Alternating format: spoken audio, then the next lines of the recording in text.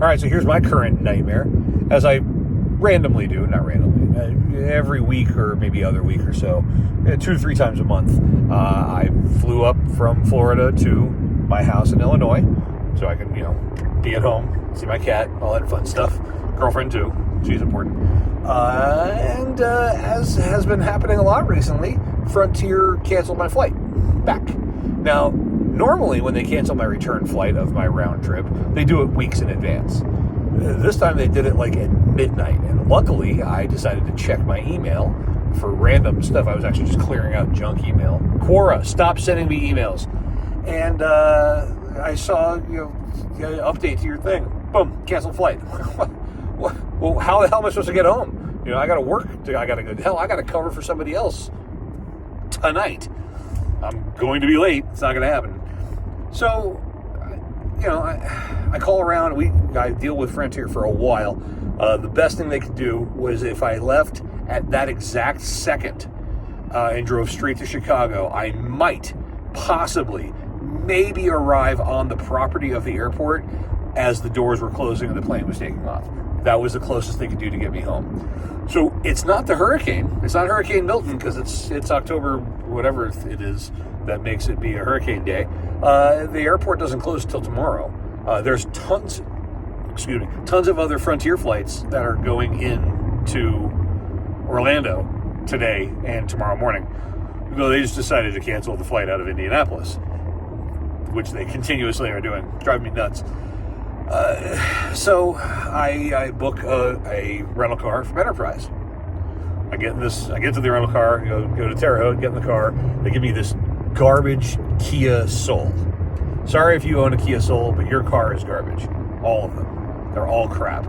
I booked a standard vehicle. This is a compact car. I understand that Enterprise scams all their customers by saying that a car is a bigger size than it actually is. That way you have to pay for an upgrade to get the car that you're expecting to get. But this is just insane. This is the only car they had. So I just took it. Not 20 minutes on the road does it start going completely bonkers on me. All of the safety features start throwing warning codes. Lane assist, cruise control, the collision avoidance system, that's the big one, we're going to circle back to that.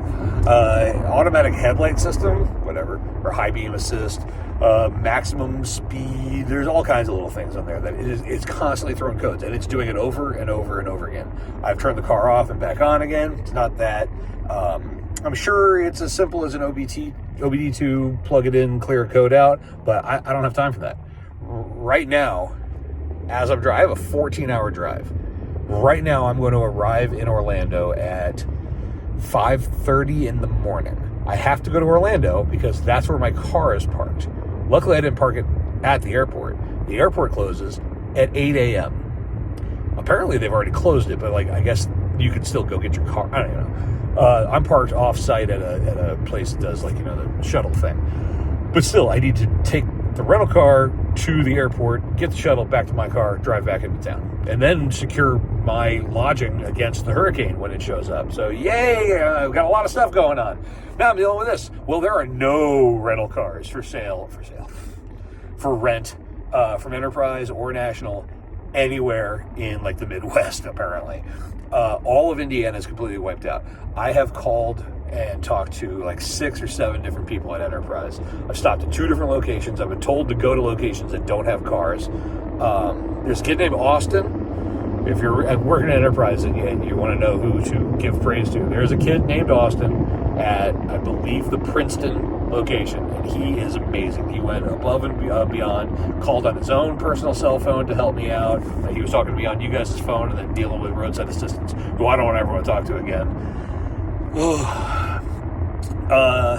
The closest vehicle somewhere south for me is in Nashville, Tennessee, which is 2.5 hours south of where I am. It is a 2.5 hour, 162 mile drive in a vehicle whose safety systems are bonkers. I am not comfortable driving this car, but if there was anything else, if I didn't have to get back there, I would just park the bitch, go into a hotel, deal with the car tomorrow. I don't have time for that. I have to do this. So now, that's what I get to do. You know, I was regretting driving through Georgia. I have a problem. Every other time I drive through Georgia, something awful happens to me. Car accidents, multiple car accidents have happened to me in Georgia. I got arrested in Georgia. My backpack fell off my motorcycle and $4,000 worth of equipment was destroyed. Flat tires. Bad things happen to me every other time I drive through Georgia. Last time I drove through Georgia, everything was fine. So I'm very afraid of this drive through Georgia. I didn't expect to not be able to get out of Indianapolis, though, or Indiana. Whew. So that's where I'm at right now. I just got off the phone with the only other person who's been able to do anything for me, a person who works in the roadside assistance, young lady. She actually got things done, but only because I gave her locations to choose from that Austin found for me. So she only gets half credit.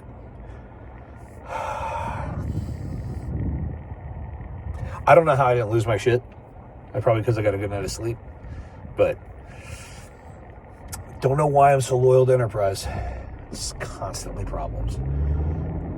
Anyway, I hate the Kia Soul. I hope this car burns in hell for eternity. I said I would circle back to the collision avoidance thing, and I didn't circle back to it. It hasn't happened in this vehicle, but I have seen it happen in more than one imported vehicle, and my girlfriend actually reminded me of this because it happened to her with her Nissan Versa. When the front collision avoidance radar thing starts going haywire, it'll sometimes just throw false positives, negatives, false alarm. Anyway, it'll slam on the brakes. You know, at whatever speed you're going, it doesn't care. It'll just slam on the brakes. I've been in her car when it happened to her, because at first I thought she was nuts, but I've seen it happen with my own eyes. I felt it happen. It happened to me while I was driving it. And I've seen it in other vehicles too. So that is a big concern. The other stuff I could really live without. I mean, whatever, cruise control sucks when you don't have it. But all the other stuff, it doesn't really matter. But I can't be going 80 or whatever the speed limit is, because I never speed. Never. Officer. I just can't have the front, I can't have the car slam on the brakes at all that speed on the highway.